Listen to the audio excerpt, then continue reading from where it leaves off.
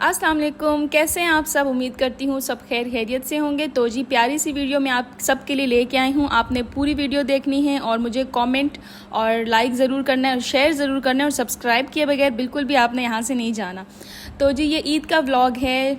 मुझे पता है थोड़ा सा लेट हो गया है, लेकिन बहुत मुश्किल से टाइम निकाल पाती हूँ। तो यहाँ पे जी सबसे पहले तो मैं थोड़ी सी मैरिनेशंस कर रही थी कुछ चीज़ों की।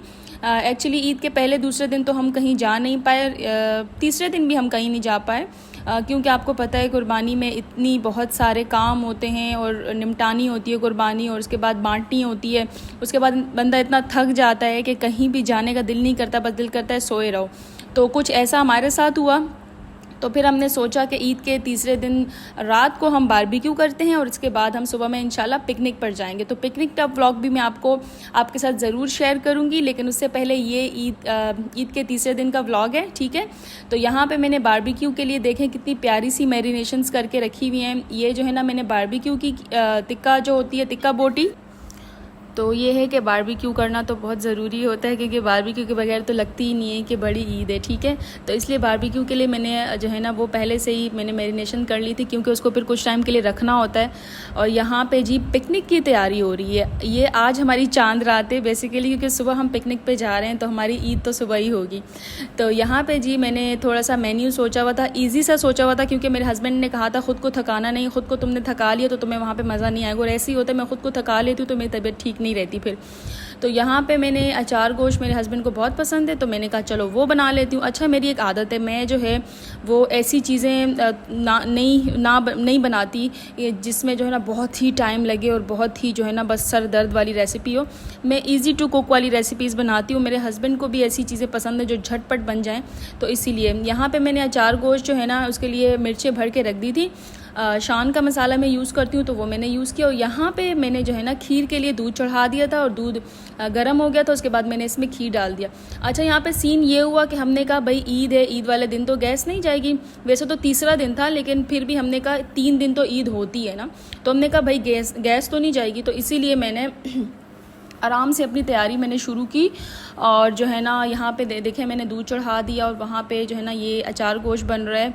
1-2 चीज़ें और मैं बना रही थी, लेकिन मेरे साथ ये प्रैंक हो गया कि अचार गोश्त तो मेरा रेडी हो गया, लेकिन जो है ना खीर बनते बनते गैस ही चली गई। तो वो थोड़ा बैड सीन हो गया था। खीर थोड़ी रनी रनी सी बनी थी, लेकिन मैंने अपने हस्बैंड को कहा चलो इस दफ़ा की खीर हमने खानी नहीं है, हम इसे पी लेंगे। तो यहाँ पे जो है ना मैं साथ में कबाब के लिए थोड़ा सा बैटर तैयार करी थी। अच्छा, ये हमने सोचा था कि हम रात को बारबेक्यू करेंगे ऊपर ही और छत पर, तो हम खा लेंगे। लेकिन फिर हमने सोचा कि बस जो हमने बारबेक्यू किया वो इनफ था। फिर हमने ये कबाब जो है ना सोचा कि हम सब अपने साथ पिकनिक पर ले जाएंगे। तो यहाँ पे मैंने कीमा तो ऑलरेडी बना हुआ था, लेकिन फिर भी मैंने कहा थोड़ा सा जो मसाला वसाला है उसके साथ मैं इसको तैयार कर लूँ इसी मशीन में, चॉपर में, ताकि जो है ना ये अच्छे से मिक्स हो जाए। तो वो मैंने तैयार कर लिया। फिर ये देखे मेरे हस्बैंड जो है ना कबाब बना रहे हैं और बहुत मज़ा आ रहा था। यकीन जाने बड़ी ईद का मज़ा बारबेक्यू में ही होता है। वैसे तो ये थकावट वाली और ऐसे गन बनाने वाली और इस तरह की ईद है, लेकिन ये है कि बारबेक्यू में बड़ा मज़ा आता है। तो हमने यहीं पे कोयले वगैरह जला के और मैंने तवा रख दिया इस पर। मेरे हस्बैंड कह रहे थे मैं बनाऊंगा, तो वो ये कबाब बना रहे थे और इतनी अच्छी स्मेल थी ना इनकी, बिल्कुल जो है ना बारबेक्यू वाली स्मेल, बारबेक्यू कबाब हम इसे कह सकते हैं। और ये बना रहे थे मेरे हस्बैंड और 1-2 मैंने खा लिया। उसके बाद क्योंकि हम ऑलरेडी टिक्के वगैरह खा चुके थे, क्लिप में नहीं बना पाई क्योंकि थोड़ा सा प्राइवेसी का मसला था सारे फैमिली मेम्बर से, तो मैंने कहा छोड़ो। तो यहाँ पे जी इसके बाद हम लोग सो गए। फिर सुबह हम उठे तो मैंने पैकिंग वैकिंग करना स्टार्ट कर दी थी। यहाँ पे देखे मैंने ईद के दूसरे दिन मैंने बिरयानी बनाई थी, तो वो थोड़ी सी लेफ़्ट ओवर थी, वो मैंने रख दी। और साथ में ये कबाब थे और साथ में ये हमारी खीर थी और साथ में मैंने थोड़ा सा रायता बना लिया था रात को ही। और ये अचार गोश्त आप देखें कितने मज़े का ये लग रहा है। तो यहाँ पे जी ये थोड़ी हमने सब चीज़ें ली थी, क्योंकि ज़ाहिरी बात है पिकनिक में इतना नहीं खाया जाता, क्योंकि खेलने की तरफ और चीज़ों की तरफ ध्यान ज़्यादा होता है।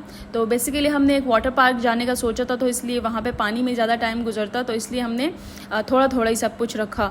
और ये भी आधे से ज़्यादा वापस ही आया था, ठीक है। तो यहाँ पे मैंने इनको पहले अच्छे से गर्म कर लिया था। उसके बाद मैं इसे यहाँ पे इसमें बांध लूँगी कपड़े में। उसके बाद मैं इसको शॉपर में डालूँगी ताकि ये जल्दी ठंडा ना हो, क्योंकि गर्मी कराची में बहुत ज़्यादा है और जो है ना, और जब का ये व्लॉग था उस टाइम तो बहुत ही ज़्यादा, अभी फिर भी बारिश ने थोड़ा सा अच्छा कर दिया मौसम, तो इसलिए मैंने कहा भाई ख़राब ना हो जाए, नहीं तो बैड सीन हो जाएगा। तो यहाँ पे ये देखें मैंने शॉपर में डाल दिए, कपड़े में पहले बंद करके शॉपर में डाल दिया। अच्छा, ये हमने कूलर जो है ना, इसमें मैंने बर्फ़ डाल दी सही भर भर के, और इसमें मैंने सारी सॉफ्ट ड्रिंक्स वगैरह डाली थी, और फांटा वगैरह और बच्चों के लिए स्लाइस वगैरह मैंने सब इसमें डाल दी थी। बर्फ़ मैंने इसलिए डाली क्योंकि ऑलरेडी जो है ना बहुत गर्मी है, तो बोतलें जो है ना भी ठंडी अच्छी नहीं लगती। और यहाँ पे फिर मैंने एक चटाई अपने साथ ले ली, और ये एक कपड़ा सा ले लिया, और साथ में दस्तरखान भी ले लिया। मेरे हस्बैंड कह रहे थे तकिया भी ले लो, लेकिन मैंने कहा सोना तो नहीं है वहाँ पे।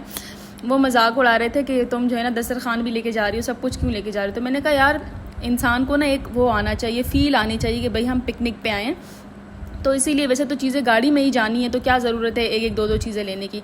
ये साथ में बच्चों ने अपने लिए थोड़े से पापड़ वगैरह स्नैक्स वगैरह लेके आए थे भाई रास्ते में, कि हम लोग ये भी खाएंगे, तो ये साथ में बच्चों की ये चीज़ें वगैरह मैं पैक कर लूँ।